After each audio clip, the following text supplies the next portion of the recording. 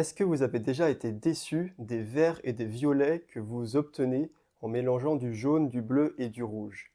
Eh bien, la raison, c'est que vous n'utilisez pas les vraies couleurs primaires. Aujourd'hui, on clarifie tout ça.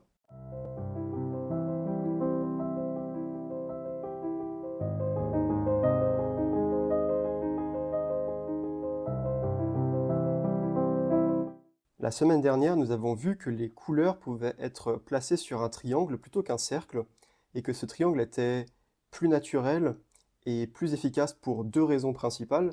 La première raison, c'est qu'il y a trois points particuliers au sommet de ce triangle. On a le jaune, jaune citron, on a un turquoise très saturé qu'on appellera désormais du cyan, et on a un rose très saturé qu'on appellera désormais du magenta. Et ces trois couleurs sont particulières parce que si vous testez les mélanges, elles vous permettront de faire des mélanges beaucoup plus saturés, des couleurs beaucoup plus éclatantes et vives que les autres couleurs. Donc ce sont des couleurs qu'on va appeler des couleurs primaires. La deuxième raison pour laquelle ce triangle est pertinent, c'est que quand vous faites des mélanges, tous les mélanges sont des lignes droites. Si je vais aller du jaune vers le cyan, je trace une ligne droite qui passe par le vert. Si je vais du rouge vers le vert, je trace une ligne droite qui passe par des kakis, des jaunes désaturés. Par contre, ce que je vous avais aussi expliqué dans la vidéo la semaine dernière, c'est que ce triangle, il est assez théorique, c'est une idéalisation. Il a été conçu en fait au XXe siècle quand on a commencé à inventer les écrans d'ordinateur, les pixels, qu'on a voulu modéliser les pixels. Sauf que dans nos pigments réels, on n'a pas les couleurs primaires cyan et magenta. On peut essayer de s'en approcher, mais on n'aura jamais la couleur primaire parfaite. Et on a vu ça la semaine dernière, hein, c'est exactement le problème qu'on avait notamment surtout au niveau du magenta, parce que notre magenta, hein, ça s'appelle magenta de quinacridone, ce que j'ai utilisé la semaine dernière, qui est en fait un rose, il est à mi-chemin entre le rouge et le magenta, c'est un magenta assez mauvais. En fait, je me suis amusé à scanner la couleur et à la mesurer, et du coup je peux la placer précisément sur le triangle, et elle est ici. Ça, ce cercle ici, c'est le magenta, ou le rose plutôt, que j'ai utilisé la semaine dernière. Vous voyez à quel point elle est éloignée du vrai magenta primaire. Notez aussi que le turquoise de cobalt, que j'ai utilisé la semaine dernière, il est aussi assez imparfait en tant que cyan. Je le trouve ici quand je le mesure, donc c'est quand même assez loin d'un vrai cyan, même si c'est quand même plus proche du cyan que le rose ne l'est du magenta. Par contre, au niveau des jaunes, donc là le jaune citron PY3 que j'ai utilisé la semaine dernière, vous voyez qu'il est très proche d'un vrai jaune primaire, là il n'y a pas vraiment de souci, et il n'y a pas vraiment de débat, hein. Donc voilà, un jaune citron ou un jaune PY153, PY154, ils vont être un peu plus à droite ici, mais ça reste de très bons jaunes. Alors quelles sont les couleurs qui se rapprochent le plus des vraies couleurs primaires? Quels sont les candidats qui sont assez proches du cyan ou du magenta? En fait, il y a une méthode assez simple pour tester si une couleur est proche du vrai cyan ou du vrai magenta, c'est simplement de la mélanger à d'autres couleurs. Donc notamment si vous voulez tester un entre guillemets magenta, mélangez-le à de l'outremer par exemple. Voilà, donc là j'ai aligné 4 rouges slash roses, un rouge pétant, PR254, un rose, PV19, un rose slash magenta, PR122, et exceptionnellement le rose opéra que j'ai ressorti, BV10. Vous voyez que le nom ne commence pas par un P, c'est pas un vrai pigment, c'est un colorant, la rhodamine, et c'est ça qui fait que c'est une couleur fugitive qui ne résiste pas à la lumière, comme je vous l'ai déjà dit précédemment. Ok, donc je vais faire les mélanges entre chacun de ces rouges et de l'outremer pour voir quel genre de violet j'obtiens.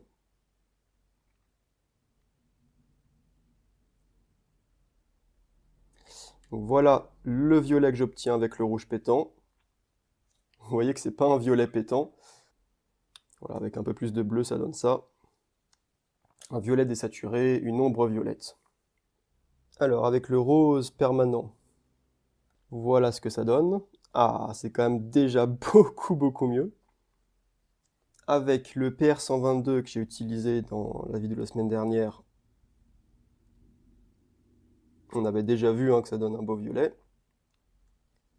Voilà, encore plus beau que celui à gauche. Si je rajoute plus de bleu, hop, voilà. Et exceptionnellement, ouvrons le rose opéra. Voilà. J'ai mis un peu beaucoup de bleu. Ici, je mets plus de rose. Voilà. Un beau violet.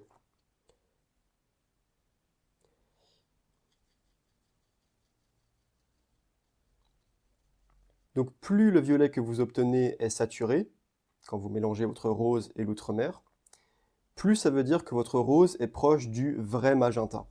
On voit très bien ça sur le triangle, hein. Plus on s'approche du vrai magenta, plus la ligne entre l'outremer et votre rose va passer vers le bord du triangle. Ici, vous avez les violets très saturés. Et donc vous voyez avec ce test que le rouge pompier est un très mauvais magenta. Bon, on pouvait s'y attendre, hein, ça ne ressemble pas du tout à du magenta. Et quand vous tracez la ligne entre le rouge pompier et l'outremer, bah, elle passe ici, quoi. C'est vraiment sur des violets gris. C'est mieux déjà quand on s'approche d'un rouge qui tire vers le rose. Quand on a un vrai rose, on obtient des beaux violets. Et puis, bon, le vainqueur de ce test, ça serait le rose opéra. Effectivement, le rose opéra est le plus proche du magenta. Il serait à peu près ici, sur le triangle. Mais encore une fois, le rose opéra, on ne l'utilise pas parce qu'il est fugitif. Donc voilà, dans mes recherches, celui qui fonctionne le mieux, c'est le PR122. Et si je le place en le mesurant, hein, il est ici. Donc quand même assez loin du magenta, mais il y a une différence significative, hein, entre les violets qu'on obtient sur cette ligne, entre l'outremer et ce rose, et cette ligne entre l'outremer et le rouge pompier. Au niveau des cyans, bah, on peut tester en mélangeant avec le jaune citron. Hein, donc je vais refaire le même test. Quels sont les candidats pour le cyan? Eh bien, bon, on a le turquoise de cobalt, qui est pour moi le meilleur candidat, c'est pour ça que j'utilisais. Mais on pourrait aussi penser par exemple au bleu de phthalo nuance verte. Et puis juste pour compléter, je vais rajouter l'outremer parce que parfois certains conseillent de l'utiliser comme couleur primaire également. Voilà, j'ai aussi ajouté le violet d'outremer PV15 qui, malgré son nom, est en fait un bleu qui tire vers le violet mais qui se rapproche beaucoup d'un bleu secondaire au milieu de cette ligne ici sur le triangle. En fait, avec ces 4 bleus, je parcours vraiment quasiment toute la ligne ici, entre un turquoise, les bleus ciel qui tirent vers les verts, des bleus ciel normaux type outremer, et des bleus quasiment violets qui sont les bleus secondaires. Et donc ces bleus, je vais venir les mélanger avec du jaune citron. Donc je vais commencer par le turquoise de cobalt, alors on l'a déjà fait la semaine dernière. Et donc vous savez qu'on obtient un vert particulièrement flashy. Ensuite, qu'est-ce que ça donne avec le bleu de phthalo nuance verte, PB15-3? Qu'est-ce qu'on va obtenir comme vert? Suspense, suspense. Ah bah c'est pas si mal. Vous voyez que c'est quand même moins flashy que celui de gauche. Qu'est-ce que ça donne avec l'outremer? On avait déjà vu ça la semaine dernière également. Et on sait hein, que ça va donner un vert assez désaturé.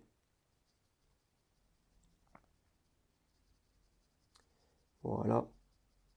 Vous avez bien la comparaison. Et avec le PV15, donc un bleu secondaire techniquement, qu'est-ce qu'on obtient? Hop là, on obtient du kaki. Et comme je vous l'avais déjà dit, le kaki, c'est du jaune désaturé en fait.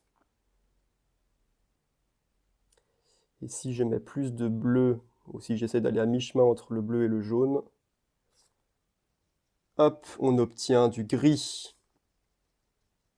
Incroyable, hein? Je viens de mélanger du bleu et du jaune, et j'obtiens du gris. Pourquoi? Eh bien tout simplement parce que je suis en train de me balader sur cette ligne entre le bleu secondaire qui tire vers le violet là, et le jaune. Tac, tac, tac, tac, tac. Et ça passe par le centre. Désature le jaune vers les kakis et ça passe par le centre au niveau des gris. Et donc quand on regarde ce test, c'est assez clair que parmi ces 4 pigments entre le bleu et le turquoise, celui qui est le plus proche du cyan, c'est celui-là, le PB28.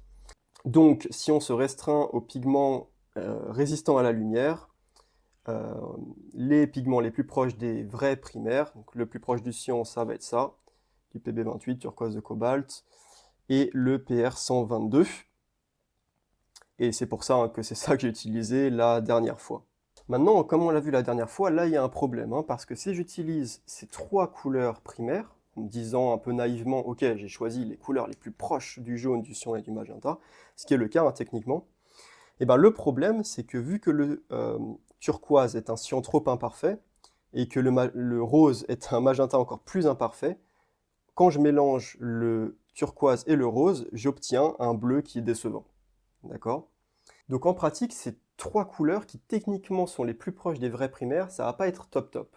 D'autant plus que le turquoise de cobalt, c'est un pigment minéral et qui a des défauts, qui est assez difficile à utiliser.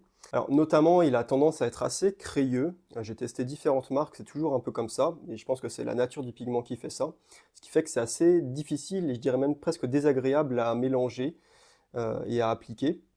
Il est aussi assez peu puissant dans les mélanges, ce qui est un problème évidemment si vous basez toute votre palette sur juste cette couleur-là, si vous voulez utiliser que cette couleur-là pour créer tous vos bleus et tous vos verts. Et notamment, quand on le mélange avec du rose, faut en mettre vraiment beaucoup pour combattre le rose et obtenir des bleus et des violets assez satisfaisants, même si, comme je vous l'ai dit, on n'obtient pas des superbes bleus de toute façon.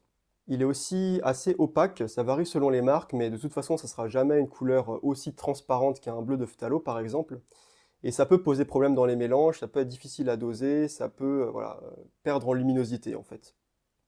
Comme je vous l'avais dit au tout début de cette série, une couleur, en pratique, quand on peint avec des vrais pigments, ça ne se limite pas juste au concept théorique de teinte, de saturation et de valeur. Ça, c'est ce qu'on utilise pour décrire la couleur sur un ordinateur. Mais un tube de couleur, c'est aussi les propriétés des pigments, c'est-à-dire la granulation, la dispersabilité, l'opacité, tout ça c'est important, le pouvoir teintant, le pouvoir colorant. Donc tout ça c'est des concepts très importants en pratique et peut-être même plus en fait que la théorie très idéalisée de la couleur. Voilà, donc au final, le problème, c'est que comme notre turquoise est un cyan trop imparfait et que notre rose est un magenta trop imparfait, on ne peut pas reproduire tout ce triangle avec seulement 3 couleurs. Donc si vous voulez vraiment un minimum de couleurs qui vous permettrait de reproduire toutes les autres couleurs possibles en peinture, alors vous avez besoin de 4 couleurs. Et ces 4 couleurs, ça sera jaune citron, turquoise, rose et outremer. Il vous faut un bleu pour compléter le fait que ces 2 couleurs-là sont trop imparfaites. Et on retombe sur voilà, la figure que j'avais montrée la dernière fois, qui ressemble à ça quand c'est mesuré correctement. Hop, hop, hop, et hop. Et en pratique, c'est une solution tout à fait valable si vraiment pour vous c'est très important de devoir faire le plus de couleurs saturées, vives possible. Et ben c'est tout à fait valable d'avoir 4 couleurs. Hein. Pourquoi se limiter à 3? Il n'y a aucune raison en fait de se limiter seulement à 3 couleurs. Aucune raison valable. Maintenant, si vraiment vous voulez utiliser seulement que 3 couleurs, eh ben, il va falloir faire un compromis. Il y a forcément des mélanges qui seront moins éclatants que d'autres. Alors si vous choisissez un bleu qui est proche de l'outremer, ok, eh bien le compromis que vous faites, c'est que vos verts ne seront pas très saturés. Vous n'allez pas avoir de possibilité de faire des verts flashy. Ça sera le mieux que vous pourrez faire pour les verts. Par contre, vous obtiendrez de super violets, hein, comme ce qu'on a vu ici. Donc ça, c'est un choix possible. Si vous faites le choix d'utiliser l'autre cas un peu extrême, un turquoise, et bien là, vous faites le compromis que vous n'aurez pas de superbe violet ni de bleu en fait. Par contre, vous aurez des verts très flashy. En fait, un compromis, c'est quelque chose qui est entre le turquoise de cobalt et l'outremer. Donc quelque chose qui se situerait à peu près ici, entre les deux, et qui permettrait de faire des verts qui sont pas trop mal, et des violets qui sont pas trop mal. Et ce compromis, c'est le bleu de phthalo nuance verte en fait. C'est pour ça qu'il est souvent plébiscité en tant que couleur primaire, en tant que bonne couleur primaire. Et effectivement, c'est un bon compromis. Vous voyez qu'on va pouvoir obtenir des verts qui sont assez sympas avec. C'est le mélange que j'ai fait ici. Et si je le mélange avec du magenta, on va obtenir des violets et des bleus qui sont aussi assez sympas. Ça sera jamais aussi pétant que le mélange avec de l'outremer, mais c'est quand même pas mal. Hop, il est ici. Donc je peux vous faire la ligne de mélange, ça c'est le bleu de phthalo, nuance verte. Si je rajoute un peu de rose, vous voyez que on a un bleu qui est moins vert.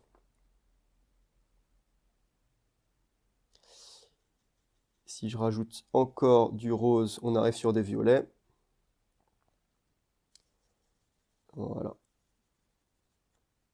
Des violets un peu plus roses, jusqu'au rose final. Donc c'est une ligne de mélange assez intéressante. On peut quasiment reproduire de l'outre-mer en fait. Hop, là je suis plutôt côté violet. Si je rajoute du bleu, encore un peu trop violet. Là on est plutôt comme sur le PV15. Hop, là on se rapproche de l'outre-mer. Ça ne sera jamais aussi saturé que cette outre-mer-là, parce qu'il a fallu faire un compromis, il n'y a pas le choix. Mais en pratique, c'est quand même pas mal du tout. Donc si je devais vous conseiller 3 couleurs primaires, ça serait celle-là. Voilà, en conclusion finale de toute cette discussion, c'est un compromis qui tient largement la route. Jaune citron, bleu de phthalo de nuance vert et un magenta entre guillemets de quinacridone PR122. Si vous utilisez ces 3 entre guillemets primaires, vous pourrez faire de beaux violets, de beaux verts, des rouges pétants. Et d'ailleurs, il me semble que dans les imprimantes, ce sont ces pigments-là qui sont choisis. C'est le bleu de phthalo PB15-1, il me semble, et le PR122. Donc c'est ce que vous avez dans vos imprimantes. Donc voilà, c'est le compromis le plus acceptable.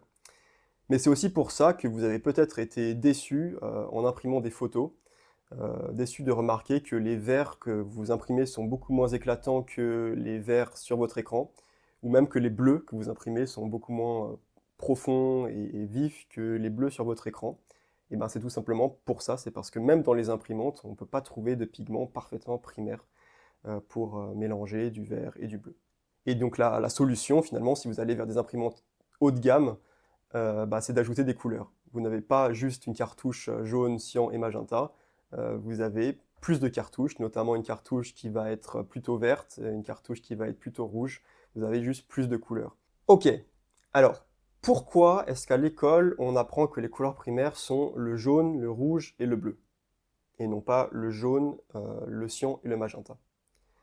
Alors déjà, vous comprenez maintenant que jaune, cyan et magenta en peinture, c'est des concepts très théoriques qui n'ont pas vraiment d'applicabilité parce qu'on n'a pas de pigments parfaitement cyan et parfaitement magenta. Si on voulait vraiment être précis sur le vocabulaire, il faudrait dire que les couleurs primaires en peinture sont le jaune, le rose et le bleu ciel. D'accord? Donc en termes réalistes, les couleurs réalistes qui existent. Et vous comprenez maintenant que c'est un compromis, un choix un peu arbitraire. On pourrait dire que les couleurs primaires sont le jaune, le turquoise et le rose, si on voulait avoir des verts plus pétants, en sacrifiant les bleus. On pourrait dire que les couleurs primaires sont le jaune, le bleu phthalo nuance rouge et le rose, si on acceptait de sacrifier les verts pétants pour avoir de meilleurs violets. D'accord? Et en réalité, ce débat entre les couleurs primaires jaune, cyan, magenta et les couleurs primaires jaune, bleu, rouge, c'est un problème de vocabulaire. Parce que quand on regarde historiquement les peintres qui utilisaient les primaires entre guillemets jaune, bleu, rouge, le bleu qu'ils utilisaient, c'est un bleu ciel. C'est un bleu qui se rapproche d'un bleu de phthalo. Ils utilisaient du bleu de cobalt par exemple, puisque le bleu de phthalo bien sûr, hein, ça a été synthétisé plus tard, ça date du XXe siècle. Et de manière similaire, pour leur rouge, ils n'utilisaient pas un rouge pompier, un rouge pétant comme le PR254. Ils utilisaient par exemple de l'alizarine cramoisie, qui est un rouge qui tire pas mal vers le rose, quoi. Alors attention, c'est un pigment fugitif qu'on n'utilise plus normalement de nos jours. Donc voilà, au final, c'est un problème de vocabulaire. Quand on voit des roses, on a tendance à appeler ça des rouges. Et quand on voit des bleus, que ce soit des bleus violets, des bleus outre-mer, des bleus ciel ou des bleus turquoise, on appelle toujours ça des bleus en fait. On manque vraiment de vocabulaire là-dessus. Alors que entre un bleu turquoise et un bleu qui tire vers le violet, on a un bleu qui est primaire et un bleu qui est secondaire. Ok, et donc finalement la théorie traditionnelle de la couleur, disons avant le XXe siècle, on peut la voir hein, sur ce triangle. Elle est ici en fait. C'est le triangle qui va du jaune au bleu ciel, puis du bleu ciel au rouge rose, et qui revient vers le jaune. C'est ce triangle-là. Bon, c'est grosso modo le même triangle que celui qu'on obtiendrait avec les 3 primaires que je vous recommande. Vous voyez que sur ce triangle, le milieu des côtés, il est un peu décalé par rapport au milieu des côtés qu'on avait sur le triangle jaune, cyan et magenta. Au milieu du mélange entre jaune et bleu ciel, on a du vert, on passe par le vert ici, même si c'est un vert un peu désaturé. Au milieu du mélange entre bleu ciel et rouge rose, on passe par le violet, un violet un peu désaturé. Et au milieu du mélange entre rouge rose et jaune, on passe par le orange. Et donc si je refais ce triangle en le reformant, en mettant donc là jaune, ici maintenant bleu ciel, et ici rouge rose. Voilà, donc si vous voulez les primaires jaune, bleu, rouge, eh bien vous allez avoir les secondaires qui retombent sur leurs pattes, ce que vous avez appris à l'école, violet, orange et vert. D'accord? Donc vous voyez qu'il n'y a pas deux théories des couleurs primaires qui s'affrontent. Il n'y a pas d'un côté le cyan, magenta, jaune, et de l'autre côté le jaune, bleu, rouge. Ce n'est pas deux choses qui sont contradictoires. C'est simplement que historiquement, les peintres ils n'avaient sous la main que des vrais pigments, donc du jaune, du rouge rose et du bleu ciel. Et ils faisaient leur mélange avec ça. Et ensuite, au XXe siècle, quand on a inventé les écrans, quand on a inventé les pixels, eh bien on a pu créer artificiellement des couleurs plus saturées, des couleurs que nos yeux peuvent percevoir, mais que des pigments réels ne peuvent pas reproduire. Et donc la théorie traditionnelle de la couleur, elle est incluse dans cette théorie un peu plus moderne de la couleur qui est apparue au XXe siècle. Et avec la découverte de nouveaux pigments synthétiques, comme le bleu de phthalo ou le magenta de quinacridone, ou, voilà, même si on pousse le vice jusqu'au rose opéra, donc avec vraiment des colorants, des choses qui ne sont même plus des pigments, eh bien on s'approche de plus en plus des primaires, entre guillemets, pixels, qui sont le cyan et le magenta. Et donc ça devient de plus en plus pertinent de vraiment faire la différence entre le rouge et le rose, et entre le bleu ciel et le turquoise. Parce qu'en pratique, c'est clair que si vous mélangez du rouge et du bleu, vous aurez un violet beaucoup moins intense que si vous mélangez du rose / magenta avec du bleu. En conclusion, il n'existe pas en peinture, dans la réalité des pigments, 3 couleurs qui permettraient de refaire toutes les autres. Avec 4 couleurs, on peut quasiment tout faire si on inclut un turquoise et un outremer, en plus d'un rose et d'un jaune. Si on veut se réduire à 3 couleurs, il faut forcément faire un compromis. Soit vous êtes plutôt côté turquoise et vous allez sacrifier la saturation de vos bleus, soit vous êtes plutôt côté bleu-violet et vous allez sacrifier la saturation de vos verts. Un compromis à mi-chemin, c'est le bleu de phthalo nuance verte, un bleu ciel qui tire vers le vert, ce qui vous permet d'avoir des verts et des violets tous les deux imparfaits, mais quand même globalement relativement saturés. Et au final, plutôt que de se compliquer la vie à se limiter à seulement 3 couleurs, il n'y a vraiment aucune raison de ne pas ajouter d'autres couleurs. Quelques couleurs, vous n'êtes pas obligé d'avoir 30 couleurs, mais entre 3 et 30, il y a de la marge. Vous pouvez inclure voilà, un outremer en plus d'un bleu de phthalo. Vous pouvez aussi inclure un turquoise si vous voulez pouvoir faire des turquoises. Et puis, si vous utilisez souvent du rouge, par exemple parce que vous peignez souvent des fleurs, incluez un rouge, parce qu'au bout d'un moment, vous allez en avoir marre de mélanger du jaune et du rose systématiquement pour faire du rouge. Donc finalement, ce concept de 3 primaires, il n'est pas très utile. Pourquoi vouloir tout baser sur seulement 3 couleurs? Ce qui est utile, c'est le triangle des mélanges. Voilà. C'est utile de le baser sur jaune, cyan, magenta, parce que c'est ça qui va vous donner la bonne géométrie qui vous permet de mélanger avec des lignes droites sur le triangle, comme on le reverra la semaine prochaine. Et une fois que vous avez ce triangle jaune, cyan, magenta, vous placez votre rose à mi-chemin entre le rouge et le magenta, ça sera une bonne approximation, et vous placez votre bleu de phthalo à mi-chemin entre le cyan et le bleu-violet secondaire. Ça sera aussi une bonne approximation. Et avec ça, vous allez pouvoir faire des mélanges assez précis grâce au triangle. Ok, merci d'avoir suivi la vidéo, et à la prochaine!